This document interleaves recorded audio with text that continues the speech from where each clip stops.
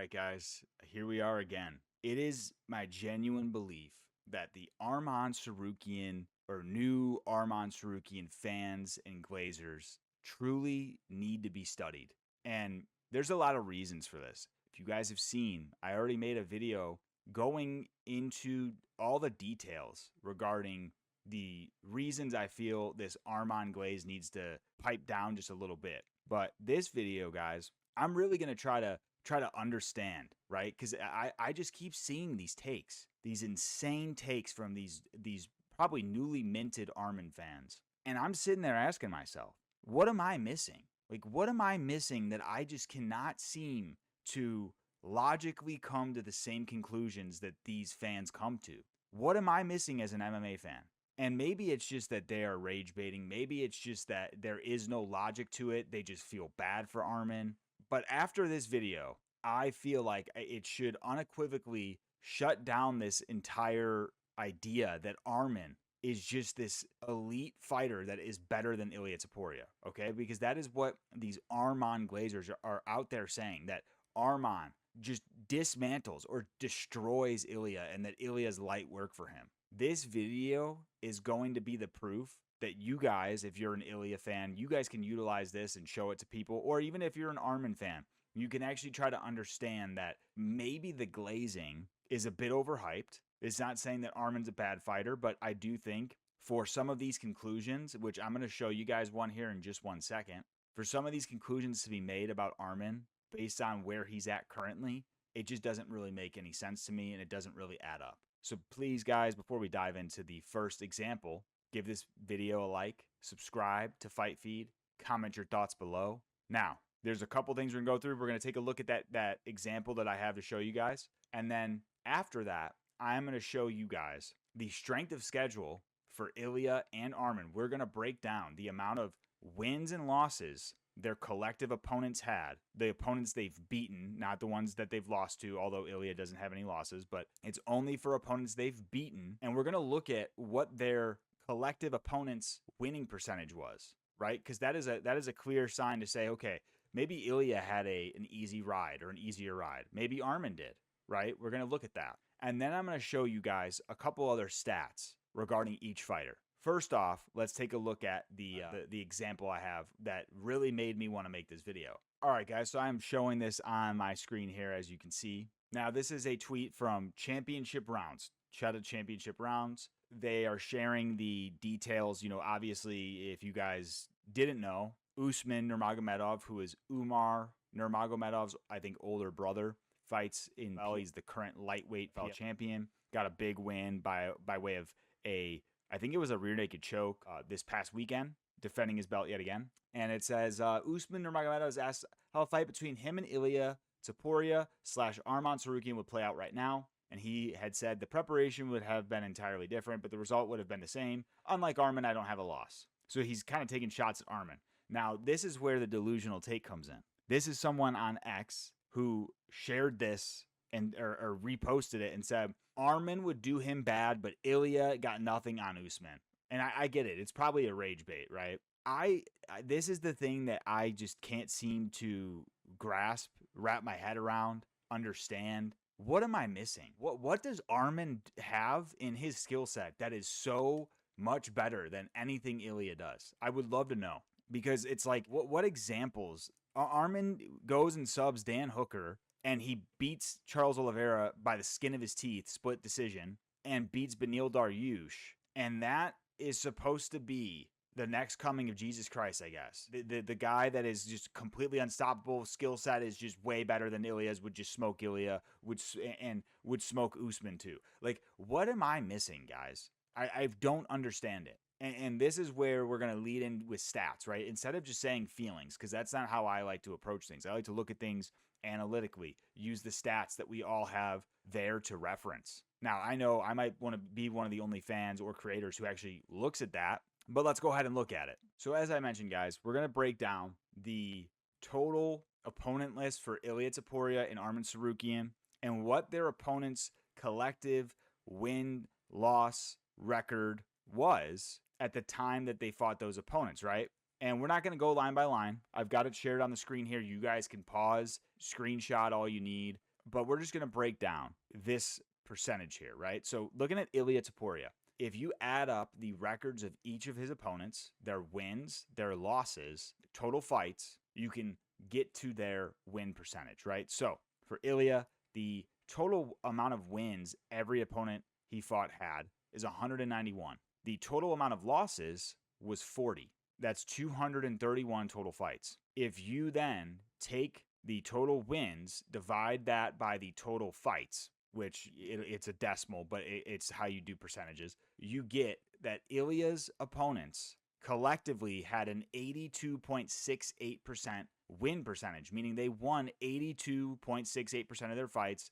They lost the other, do 100 minus 82.68, right? To give you perspective on that percentage, I'll give you perspective on that. Let's go through Arman first, though. So Arman Tsarukyan, on the other hand, collectively, a lot more fights between his overall opponents. So 321 wins for his total, if you add up all of his opponents' wins. 111 losses. If you add up all of his opponents' losses, that's 432 total fights. You take 321 divided by 432, and you get a 74.31% win percentage, meaning his opponents won 74.31% of their fights. Take 100% minus that. That's how many fights they lost. So both guys above 70%, which is really good to see, because you do have some people in the UFC who are less than that, right? We didn't do Paddy Pimblett. Probably shouldn't do Paddy Pimblett, because I'm sure that the number and percentage is not going to look that great. Now, to give you perspective, not only is Ilia an 82.68%, which is significantly higher than Arman, right? And now you'd be like, 82 and 74 is not that much. It is. When you're talking these percentages, it is a decent amount. I mean, this is the difference between a fucking C and a B in school, okay? That's a decent amount, right?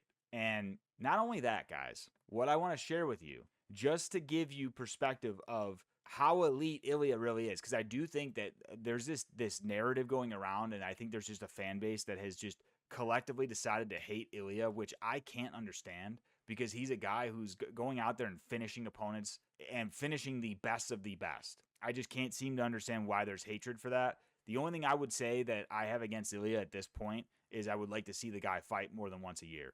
But you could say the same thing about Arman. Arman took 17 months off before he fought Dan Hooker, so he took over a year off. So it's not like Arman's a more active guy by any stretch of the imagination. You can't count RAF as MMA fights, no matter how much people think that's so cool and, these media tours and stuff. It has nothing to do with UFC. Now, guys, where I'm getting these percentages from, if you don't know this, you could check out my GOAT scoring template, because I, unlike, some of the other creators, I'm not building a GOAT list based off of how I feel. I'm actually building a true bona fide GOAT list that takes into account all kinds of data to really break down who the actual GOAT of MMA is, right? And so I've done this calculation for several people that are in that GOAT list. To give you perspective, John Jones, who is considered the GOAT by most, his opponent's record is an 81.13% win percentage, meaning Ilia Topuria is clocking in higher than John Jones. Now, the difference there is that John Jones has 477 total fights if you add up all his opponents, whereas Ilia is 231. Still, Ilia clocking in at a higher rate there. And then you could take someone like Islam Makhachev, who actually is much lower.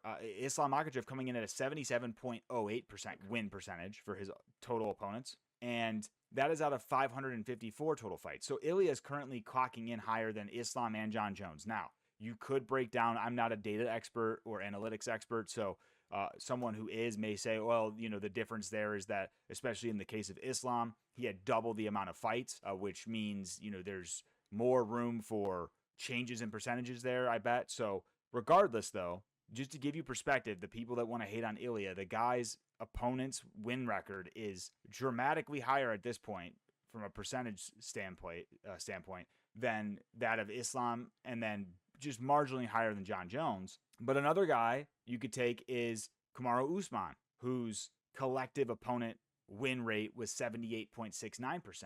You could even take a Petr Yan, 81.73%.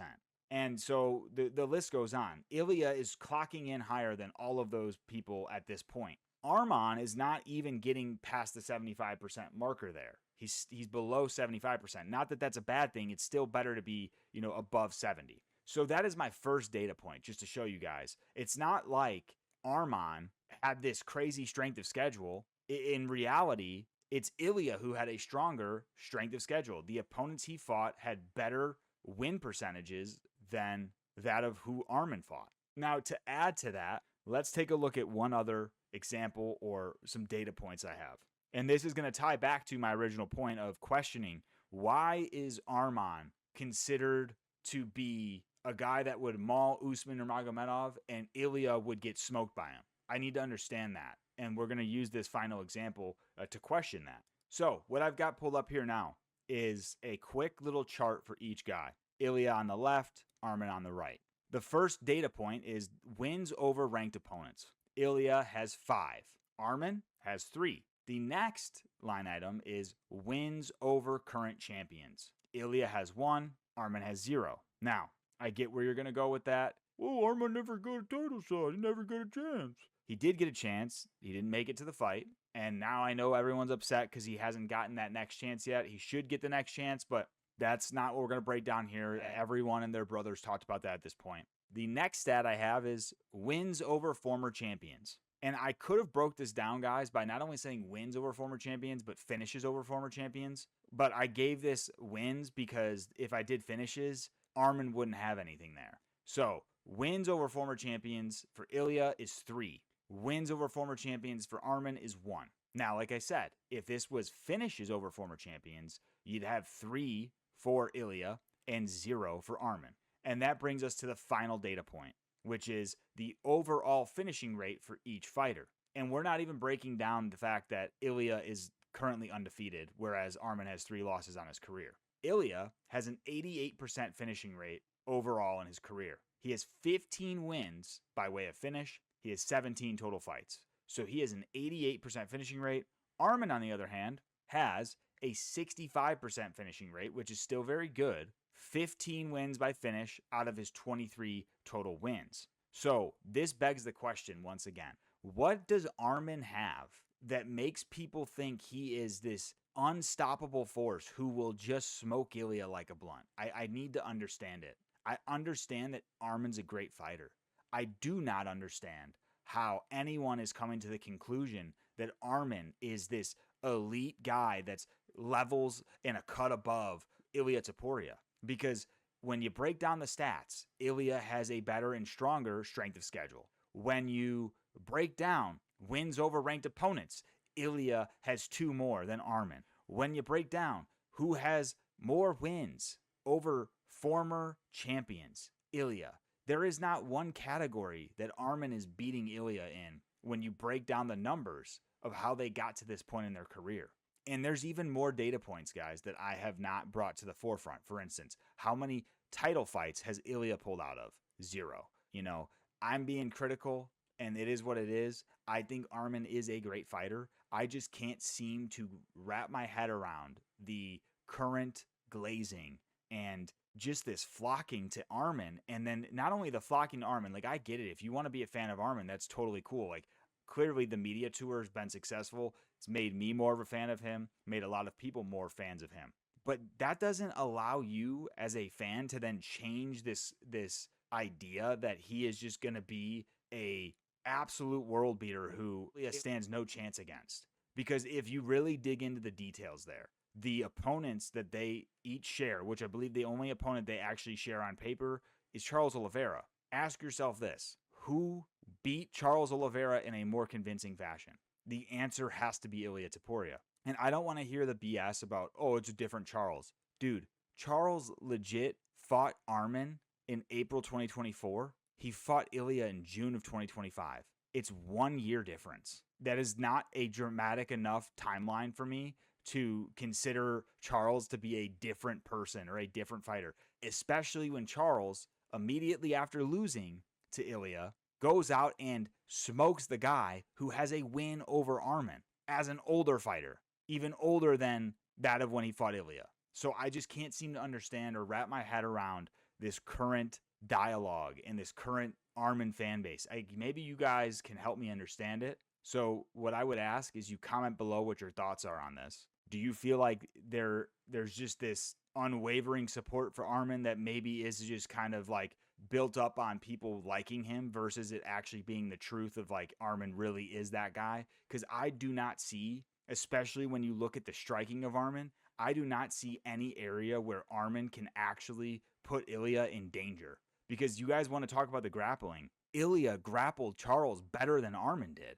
Ilia not only got a reversal, but manhandled him on the ground. And then like Charles could do nothing to him on the ground. Charles had to stand up. So I just don't see, unless you're like, yeah, Arman has the best wet blanket approach. He'll just wet blanket at Ilia, which once again, don't really know if that will happen or how that would happen, given the track record of Ilia, knowing that he has a very high level grappling acumen to his game. On the feet, though, tell me where Arman outclasses Ilia on the feet, because that is hilarious to me.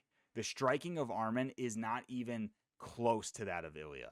And I do believe if they ever fight, that will be on full display for us to watch. So I guess all we can do is hope that they do have this matchup so we can actually see what happens. But at this point, I'm not out here saying Ilia smokes Arman. I do think if Ilia connects with Arman on the chin, he puts him out cold. But I also don't know that that is exactly what would happen. I do think that Arman's grappling could be a bit of an equalizer there. And that's why I think that's a fun fight. I'm not saying Ilia smokes him, but I do think that the odds of Ilia chinning Arman are much higher than Arman doing anything to Ilia other than maybe winning a decision.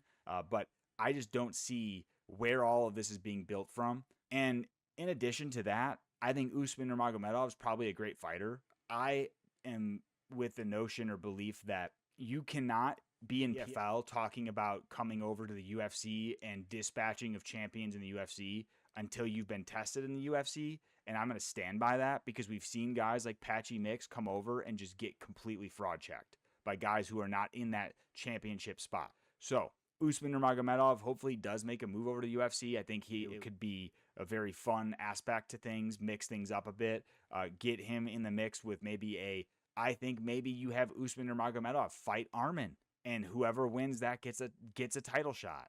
At this point, though, guys, Arman sitting out, and I'm going to make another video on this, but at this point, Arman sitting out and not fighting in the UFC is just going to do him a disservice because what you have is Max and Charles fighting for the BMF belt, two guys that are very high up in the rankings, just like Arman, and potentially how that fight turns out, either one of those guys could be calling for the next title shot. And if you want my honest opinion, although Arman is in that number one spot, if he doesn't fight anybody, he is going to be the odd man out once again because the UFC is probably going to look at it and say, well, dude, you haven't fought anybody. These guys are active. They just fought. They had a great performance. Ilia could even, if Max were to beat Charles in convincing fashion, Max being a former champion and doing all that he's done and having the history with Ilia in a lower weight class has all of the ammunition then to say, I want the title shot now.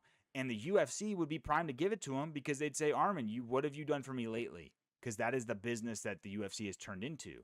And I'm not saying I agree with that, but I'm just saying the logic of Arman sitting out at this point just doesn't make much sense. He needs to get a win over another guy so that he can really stake his claim to get that title shot. We shall see what happens, but I hope you guys enjoyed, this little breakdown of the stats because it made, after seeing all of the glazing, I just had to see it for myself to understand it. And my hunch before doing it was that Ilia would be scoring higher in these categories, and it did turn out to be that way. I didn't change or fudge the data. If you want, you can go and fact check all of the information that's there and take a look for yourself. So truly appreciate you guys watching. Give the video a like, subscribe to Fight Feed. I'll see y'all in the next one.